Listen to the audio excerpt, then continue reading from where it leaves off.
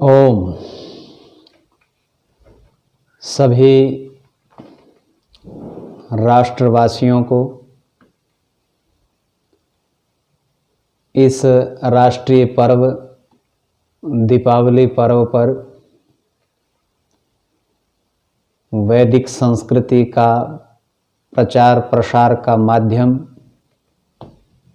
YouTube channel वैदिक पाठशाला की ओर से आप सभी को हृदयंगम हार्दिक बधाई शुभकामनाएं। यह जो दीपावली का पर्व कार्तिक मास की कृष्ण पक्ष की अमावस्या, इस अंधियारी रात में जलता हुआ एक दीपक मानो संकेत कर रहा है तमसो मां ज्योतिर्गमय। आओ हम अंधकार से प्रकाश की ओर बढ़ने का प्रयास और पुरुषार्थ करें। मित्रों, ये जो दीपावली पर्व है वस्तुतः ये एक यज्ञ का पर्व है। यज्ञ आप सभी जानते हैं हमारी संस्कृति का आधार है। आर्य परंपरा में, श्रेष्ठ लोगों की परंपरा में खिलाकर खाने की और जिलाकर जीने की व्यवहार को प्राथमिकता दी गई है। जो अकेला खाता है वो पाप कमाता है और जो मिल बांट कर खाता है उसी को हम प्रसाद कहते हैं। तो खिलाकर खाना और दूसरों को जिलाकर स्वयं जीना, सुख देकर दूसरों को सुख देकर स्वयं सुख की अनुभूति करना, ये एक श्रेष्ठ लोगों की व्यवहार की प्राथमिकता है। वेद की शिक्षा के अनुसार किसी को बिना खिलाए खाना पाप माना गया। अतः जो अन्न है तो उस अन्न का एक भाग यज्ञ के माध्यम से हम अधिक प्राणियों तक पहुंचा सकते हैं। ये वैज्ञानिक प्रक्रिया है। तो हमारी दो फसलें होती हैं। इस समय ये जो यज्ञ किया जाता है दीपावली पर्व पर कार्तिक मास की कृष्ण पक्ष की अमावस्या को, इसको हमारे शास्त्रों में शारदीय नवसृष्टि यज्ञ कहा जाता है। तो आप सभी जानते हैं शारदीय का अर्थ जो है वो शरद ऋतु में, और नव नवीन सस्य फसल इष्टि मैंने उसका यज्ञ करना, उसकी आहुति देना नए अन्न की, ये शारदीय नवसृष्टि यज्ञ कहलाता है।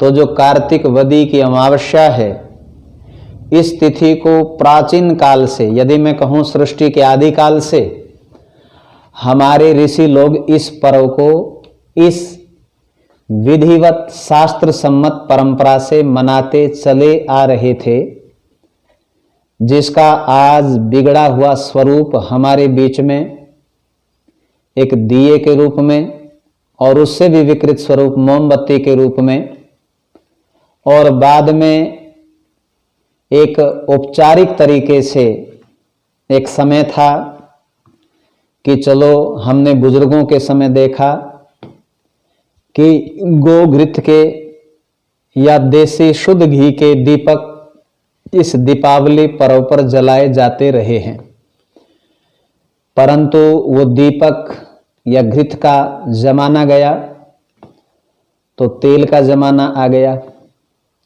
वो तेल के दीपक भी जाते रहे, फिर मोमबत्तियों की लड़ियां हमने जलती और सजी देखी। अब वो मोमबत्ती भी जाती रही। अब तो चाइनीज से या कुछ लाइटों का समूह, कुछ लड़ियां हम रखते हैं, उसको जलाते हैं और अपने पर्व की इतिश्री हम समझ कर लेते हैं या पूरी कर लेते हैं। पर्व होता है जो प्रेरणा दे, पर्व होता है जो जीवन में हमें सत्य मार्ग की ओर प्रेरित करे। तो ये वास्तविक पर्व तो शारदीय नवसृष्टि का पर्व है कि नए अन्न से व्यक्ति परमात्मा का धन्यवाद ज्ञापित करते हुए पूर्व मानव जाति की मंगल कामना इस यज्ञ के माध्यम से करते हैं।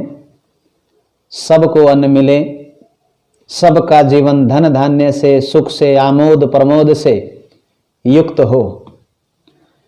तो वैज्ञानिक सूझबूझ वाले हमारे पूर्वजों ने, वर्षा ऋतु गई है तो वर्षा की नमी से उत्पन्न होने वाले हानिकारक जीव जंतुओं के दुष्प्रभाव से बचने के लिए, वायु को शुद्ध करने के लिए, अन्न की शुद्धि के लिए कार्तिक मास की अमावस्या को यह पर्व मनाना उपयुक्त समझा।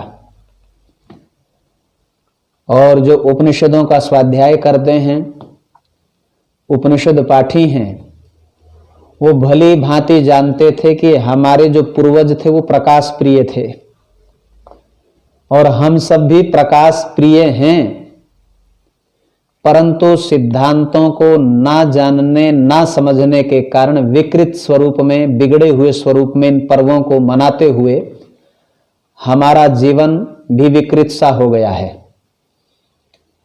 तो कार्तिक कृष्ण अमावस्या की सर्वाधिक अंधेरी रात को, अंधकार को प्रकाश में परिवर्तित करने हेतु घी अथवा तेल के दीपक जलाना आवश्यक समझा, जिसे कालांतर में ये पर्व दीपमालिका अथवा दीपावली के नाम से प्रसिद्धि पा गया। मैं फिर बताना चाहता हूं, दीपावली के नाम से यह प्रसिद्ध वस्तुतः यज्ञ पर्व ही है।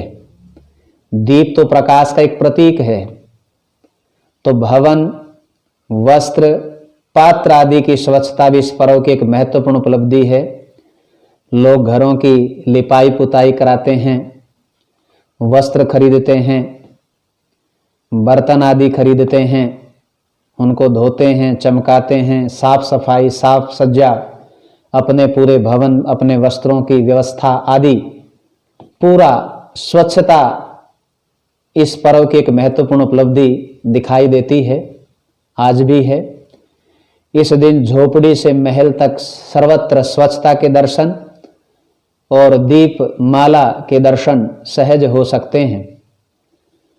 तो आओ हम इस दीपावली पर्व पर, जैसे मैंने कहा कि अपने पूर्वजों की परंपरा का, अपने ऋषियों की परंपरा का अनुसरण करते हुए हम शारदीय नवसृष्टि यज्ञ करें।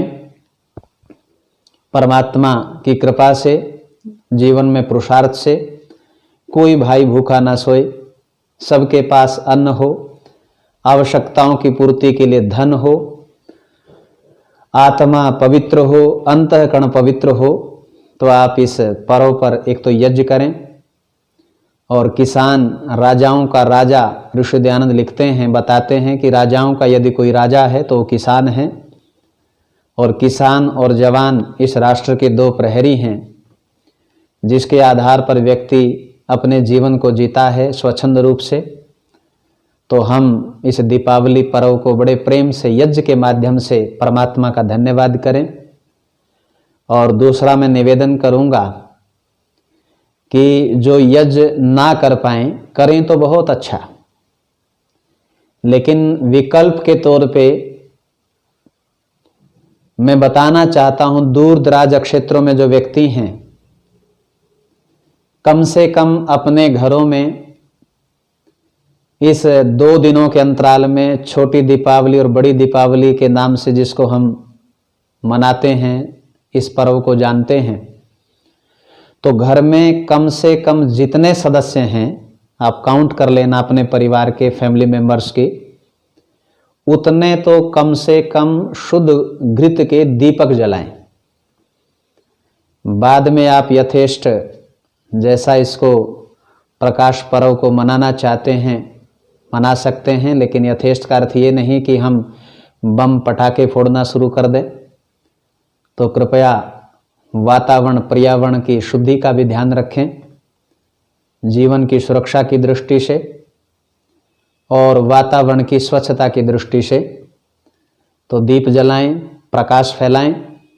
शुद्ध त्यौहार, शुभ त्यौहार दिवाली है, इसके आगमन का स्वागत करें, अभिनंदन करें। और घर में जो प्रसाद आप लोगों ने बनाया है, कृपया बाजारू प्रसाद से बचने का प्रयास करें। अपने घर में माताएं बहनें जो पाकशाला में निपुण हैं, अपनी बुद्धिमता से ऋतु के अनुसार सुंदर व्यंजन, और आजकल तो शरद ऋतु है तो खूब लड्डू आदि या पाक आदि आप घर में बनाएं और मिल बांटकर उसको जो है खाएं, खिलाएं। बच्चों को इस पर्व के लिए प्रेरित करें, क्योंकि ये पर्व प्रेरणा देते हैं। तो हम बच्चों के सामने इस पर्व की गरिमा को, इसकी महिमा को समझाने का प्रयास करें। तो यज्ञ करें और दीप जलाकर परमात्मा से प्रार्थना करें कि ये बाहर का दीपक जैसे टिमटिमा रहा है, जितनी इस दीपक की शक्ति है, सामर्थ्य है, उतनी उतनी परिधि पर अंधकार को नहीं आने देता, नहीं छाने देता। तो हम भी अल्पज्ञ हैं, कम शक्ति कम सामर्थ्य वाले हैं। तो अनंत ज्ञान के भंडार, प्रकाशकों के प्रकाशक, स्वप्रकाश स्वरूप परमपिता परमात्मा से प्रार्थना करें कि ये ज्ञान का प्रकाश भी हमारे जीवन में फैले, फले और फूले, और उस ज्ञान के आधार पर हम कर्मशील बनते हुए अन्यों को प्रेरणा देने का प्रयास करें। तो पुनः मैं अपनी ओर से, अपने वैदिक संस्कृति के प्रचार प्रसार का माध्यम वैदिक पाठशाला चैनल की ओर से इस दीपावली पर्व की आपको हार्दिक शुभकामनाएं, बधाई देते हुए